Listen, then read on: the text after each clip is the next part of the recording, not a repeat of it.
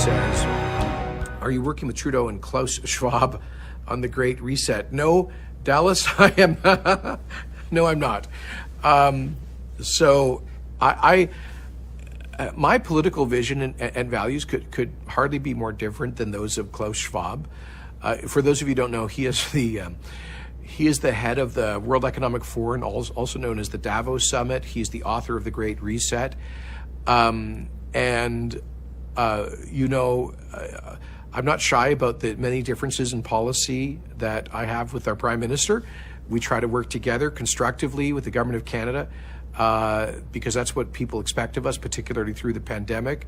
But we've got a number of active lawsuits against Mr. Trudeau's government where we believe they are invading our provincial jurisdiction and hurting Alberta's economic interests.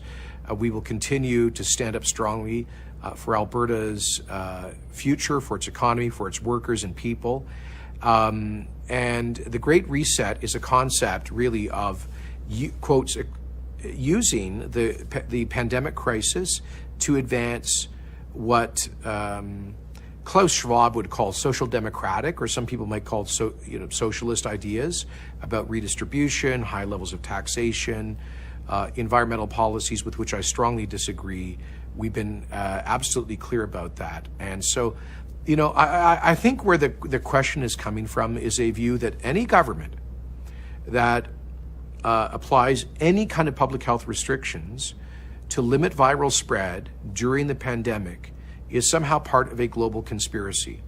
And folks, here's the reality.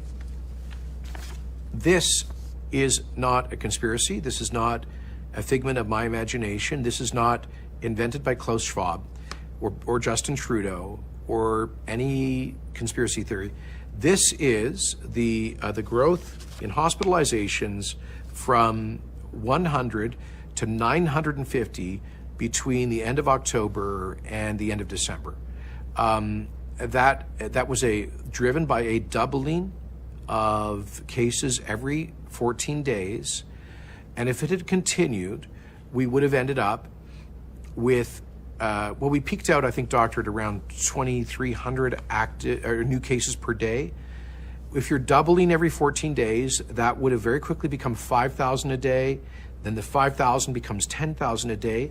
That is not a conspiracy. It is not politics. It's not a preference. It's not fake news. It's cold, hard numbers.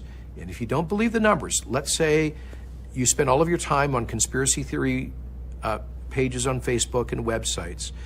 If you don't believe the numbers, then believe the people in the hospitals, believe the ICU nurses, believe the physicians, and believe the bereaved of those nearly 1,700 Albertans whose lives have been lost to this disease, despite extraordinary measures to control it over the past year.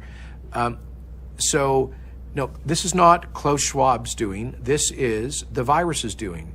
This is the epidemiological reality with which we are contending. If we had not taken measures in November and December, those 2,400 daily cases, as I say, would have gone to 5,000, would have gone to 10,000. And about 4.5% of those would have ended up in hospitals. The 950 in hospital here, just after Christmas, would have become, with doubling, 2,000, and those 2,000 would have become 4,000. Our total, and we have like 8,000 hospital beds in the province. We obviously have to have a bunch of those for cancer patients, moms having babies, emergency surgery. So you can't clear out all 8,000. We define as basically our maximum hospital capacity for COVID as around 2,300. I maybe could stretch them to 2,500 beds. When I say cabinet could push AHS to maybe 2,500 beds.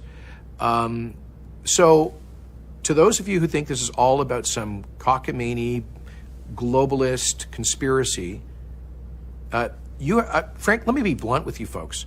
You have the luxury of circulating the conspiracy theories, and hey, everyone needs a hobby, so go for it.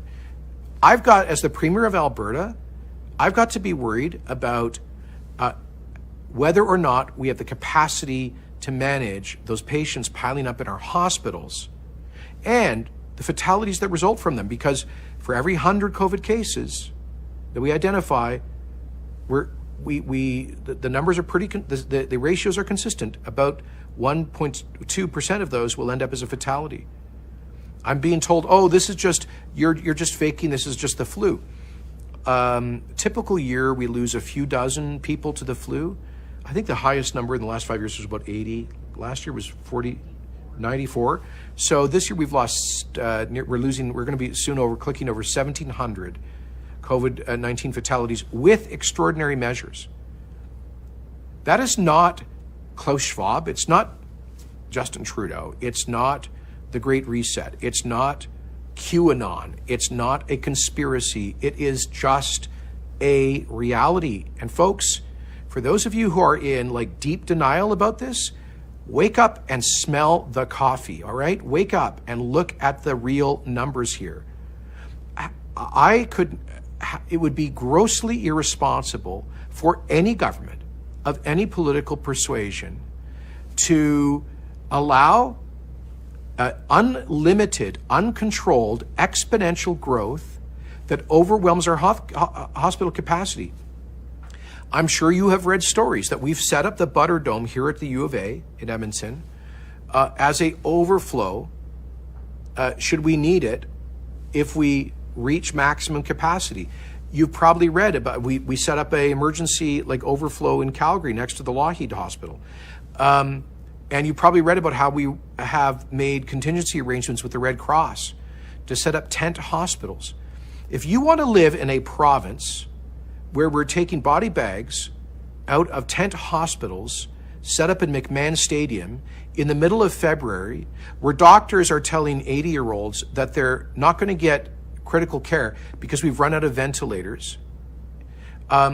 If you want to see, hey, let's just go to some of our peer jurisdictions, like South Dakota. For some folks out here, I saw somebody post this on social media the other day. South Dakota is the place that's embraced freedom. They've had no restrictions. True, no restrictions. They've also had 1,700 COVID deaths for a population of 800,000. That is 5 times our per capita number of COVID fatalities, all right? That would be 8,000 Alberta deaths instead of 1,700.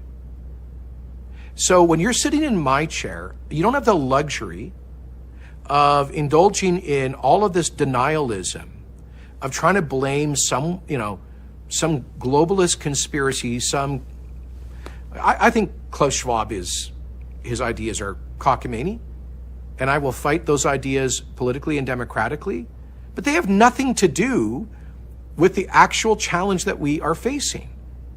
And by the way, the public health measures that we took in November, December, they've been painful. Not only do I not deny that, I've spoken, I think, more than any senior political leader in the country about the negative consequences of restrictions. But you know what? They also work, because this decline, which has taken us from 950 in hospital to 550 now, is a result of those measures. That's lives saved. That has prevented the healthcare system from being overwhelmed. That is thousands or tens of thousands of surgeries that we did not have to cancel. So if you think I'm in cahoots with, I don't know, if I go on Facebook right now, there's somebody going to say Bill Gates, George Soros, Klaus Schwab, Justin Trudeau, pick your imaginary villain that I'm in cahoots with to do this. Folks, that's not what this is about. This is about the lives of Albertans. If you have somebody in your family waiting for cancer surgery, somebody whose surgery has been postponed, somebody who might be in a car accident, needs to go into an emergency ward, and you want them to have prompt health care, then you need to be able to control the viral spread. We're not like parts of the world that are trying to crush it indiscriminately, regardless of the economic and social costs of restrictions. We're trying to take a balanced approach. And if you don't like how it is in Alberta, check out Quebec. 8 p.m. curfew. Quebec and Ontario, stay-at-home orders. Vast majority of businesses that have been shut down now and in the spring. Right now, we estimate that 99% of Alberta businesses are able to operate without significant restrictions, and that will go down even further this coming Monday when restaurants can open for in-dining service, gyms can open for personal training, and so forth. I'm sorry to go on a rant. I apologize, Doctor, but when you're implying that our response is because some socialist in Switzerland told me that he wanted me to shut down businesses in Alberta, folks, give your heads a shake. And please deal with reality.